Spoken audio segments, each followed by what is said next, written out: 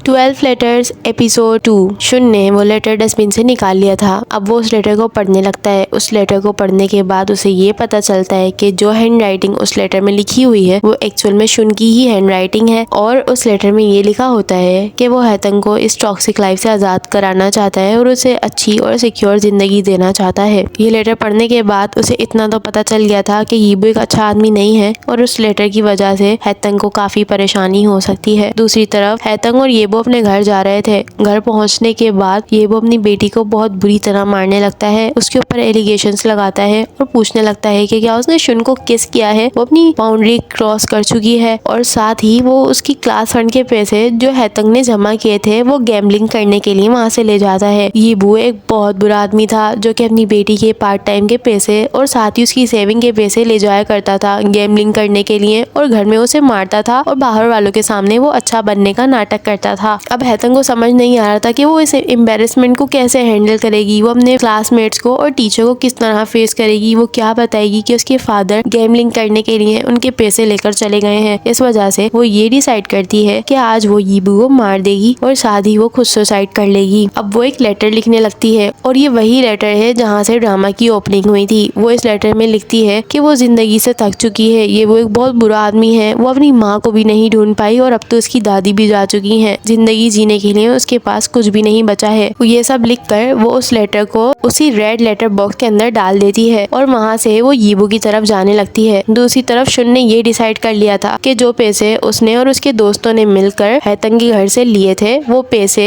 शुन अपनी सेविंग में से हैतंग को वापस कर देगा। वो हैतंग के घर जाता है मगर हैतंग वहाँ पर नहीं होती तो वो समझ जाता है कि वो मुश्किल में है, इसलिए अब शुन भी येबू को ढूंढने चला जाता है। हैतंग वहाँ पर पहुँच जाती है जहाँ पर उसके फादर गैम्बलिंग करते हैं। वो उन्हें मारने ही वाली थी तभी वहाँ पर शुन आकर हैतंग को पकड़ लेता है और वहाँ से बाहर ले जाता है। वो हैतंग को समझाता है कि यीबू जैसे आदमी पर वो अपनी जिंदगी जाया ना करे। अगर उसने यीबू को मार दिया तो उसकी पूरी जिंदगी तबाह हो जाएगी और उसका यूनिवर्सिटी जाने का ख्वाब भी खत्म हो जाएगा। मगर अभी भी हैतंग गुस्से में होती है और उसे कुछ समझ नहीं आ रहा होता। तभी 2 पुलिस ऑफिसर्स वहाँ पर आते हैं और उन्हें पुलिस स्टेशन लेकर आ जाते हैं। पुलिस स्टेशन में पहले ही येबू बैठकर पुलिस ऑफिसर्स को अपनी बेटी के बारे में काफी ज्यादा शिकायतें कर चुका था कि वो एक साइकोटिक इंसान है, उसे बीमारी है। उसे काफी गुस्सा आ जाता है और वो इसी तरह हमले करने लगती है। जब हैतंग वहाँ पर आती है यीबू को देखकर उसे बहुत गुस्सा आने लगता है और दोबारा से वो उसे मारने के लिए आगे आने लगती है। तभी शुन पुलिस ऑफिसर्स को कहता है कि हैतंग को कुछ एंगर इश्यूज हैं। वो दोनों बाहर आते हैं और हैतंग शुन पर गुस्सा करने लगती है कि उसने उसे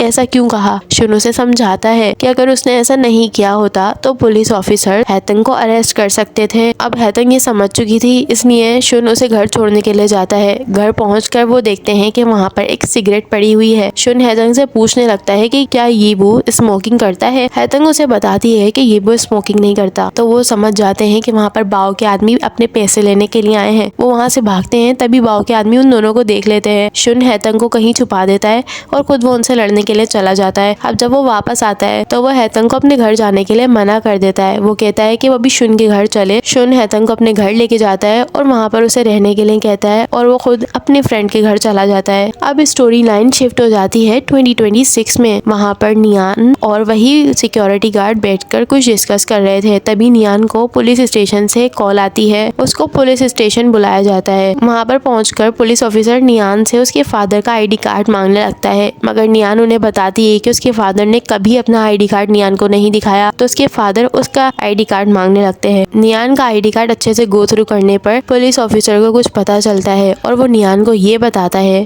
कि उसके फादर जो उसके साथ अभी रहते हैं वो उसके असली फादर नहीं है। उसके असली फादर 20 साल पहले ही मर चुके हैं और जो आदमी अब नियान के साथ रह रहा है वो उसके फादर की आइडेंटिटी के साथ रह रहा है। नियान को समझ नहीं आता वो इस सिचुएशन को किस तरह हैंडल करे। वो घर जाती है और इधर उधर कुछ सामान देखने लगती है। उसे तभी एक कुकी बॉक्स मिलता है। उस बॉक्स को खोलने पर उसके अंदर कुछ ट्रेन के टिकट्स मिलते हैं और एक पोस्ट कार्ड मिलता है और उस पोस्ट कार्ड पर लिखा हुआ था हैतंग। और यहाँ जाकर यह एपिसोड खत्म हो जाता है। अब मैं मिलूंगी आप लोगों से 3rd एपिसोड की एक्सप्लेनेशन के साथ। Till then bye.